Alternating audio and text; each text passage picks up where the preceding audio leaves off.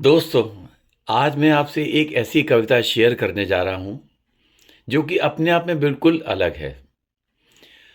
मैं चाहूंगा कि एक बार इस कविता को आप पूरा ज़रूर सुनें और अगर आपको अच्छी लगती हो तभी आप दूसरों को शेयर करें।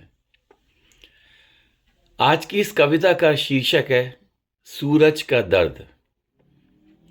सूरज का दर्द मतलब सूरज को भी बहुत सारी शिकायतें हैं हमसे। हालांकि सूरज की वजह से पृथ्वी पर जीवन चल रहा है, सब कुछ हमको उसके माध्यम से मिल रहा है।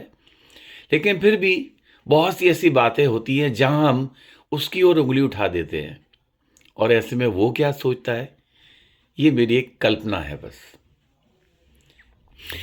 ईश्वर की अद्भुत रचना और उसकी एक मूरत हूं मैं। नवमंडल में अगणित तारे, उन तारों में सूरज हूं मैं। खुद को जला के नूर से अपने सारे जहां को रोशन करता, तापमान को बस में करके सबका जीवन संभव करता। भानु भास्कर, दिनेश प्रभाकर, दिनकर, दिवाकर, कई नाम है मेरे। सब ऋतुओं को समय से लाना और भी ढेर से काम है मेरे। आसमान में ऐसी शान है, आसमान में ऐसी शान है, सबके बीच में अचरज हूं मैं। अंदर कितनी आग है फिर भी सब कुछ सहता सूरज हूं मैं।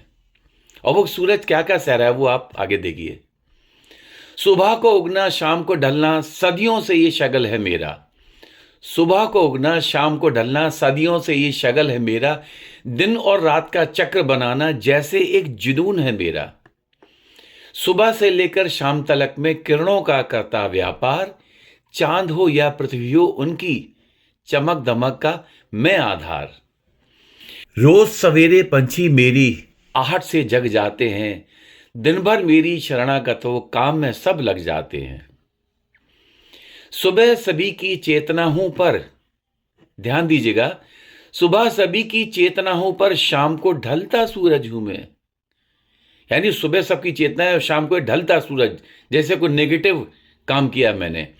सुबह सभी की चेतना हूं पर शाम को ढलता सूरज हूं मैं। मेरा दर्द न जाने कोई, सब कुछ सहता सूरज हूं मैं। ग्रीष्म काल में मुझे कोसना, शीतकाल में मेरी चाहत। जैसी गर्मी आती है तो हमको सूरज खलने लगता है और जाड़े आते हैं तो हम चाहते हैं कि उसका तापमान और बढ़े और ज़्यादा से ज़्यादा हम गर्मी ले सकें। यही बात कविता के माध्यम से मैंने कहने की कोशिश की है कि ग्रीष्म काल में मुझे कोसना, शीतकाल में मेरी चाहत। तुम सबकी ये स्वार्थ भावना मुझको करती कितना आहत।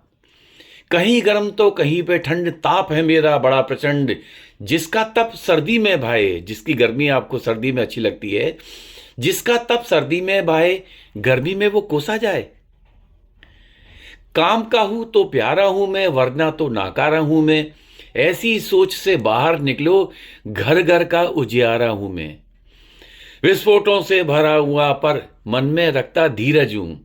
विस्फोट होते रहते हैं अंदर, लेकिन फिर भी मेरे अंदर कितनी सहनशीलता है कि विस्फोटों से भरा हुआ पर मन में रखता धीरज हूं मैं। मेरा दर्द न जाने कोई, सब कुछ सहता सूरज हूं मैं।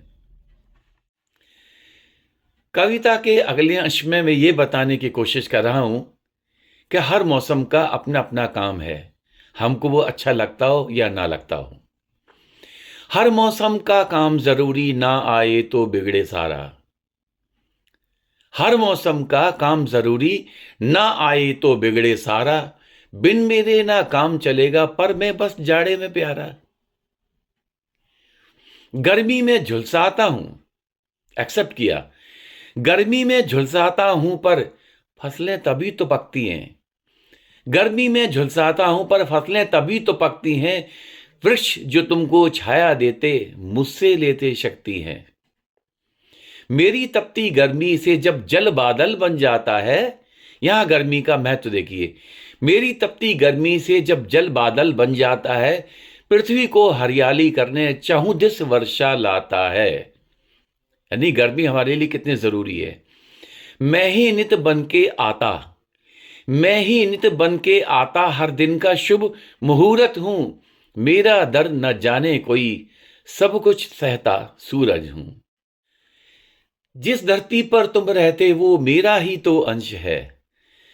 जिस धरती पर तुम रहते वो मेरा ही तो अंश है, मां कहकर भी उसे न छोड़ा, झेल रही वो दंश है।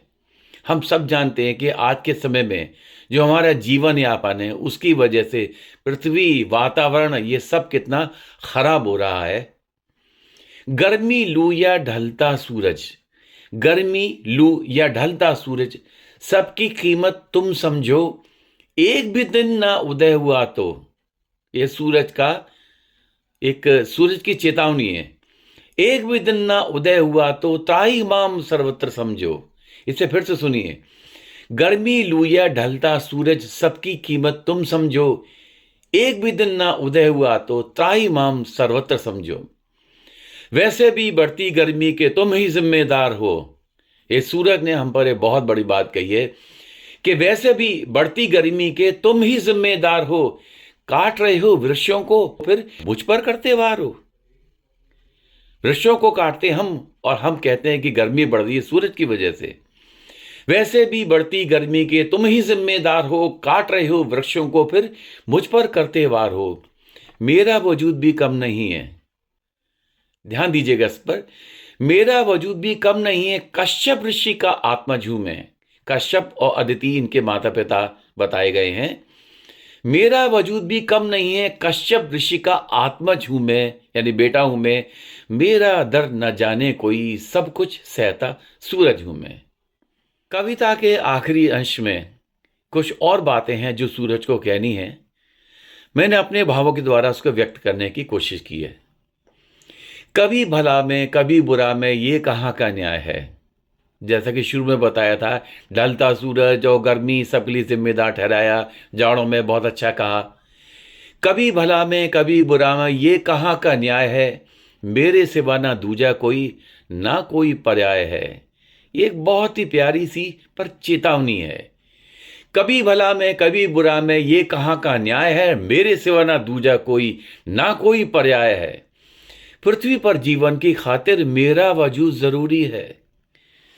पृथ्वी पर जीवन की खातिर मेरा वजूद जरूरी है, उसकी भी सारी क्षमताएं मेरे बिना अधूरी है। हम सब जानते हैं कि पृथ्वी जो है सूरज पर कितना निर्भर करती है। उसकी भी सारी क्षमताएं मेरे बिना अधूरी हैं। मेरा तो बस ये कहना है, सबको उनका मान दो।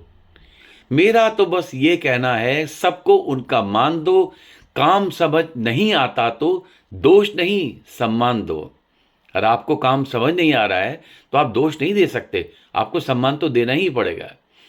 आज नहीं तो कल समझोगे, सबसे बड़ी जरूरत हूं मैं। आज नहीं तो कल समझोगे, सबसे बड़ी जरूरत हूं मैं। थोड़ा प्यार मुझे भी दे दो, थोड़ा प्यार मुझे भी दे दो, तुम सबका ही सूरज हूं मैं। थोड़ा प्यार मुझे भी दे दो, तुम सबका ही सूरज हूं मैं।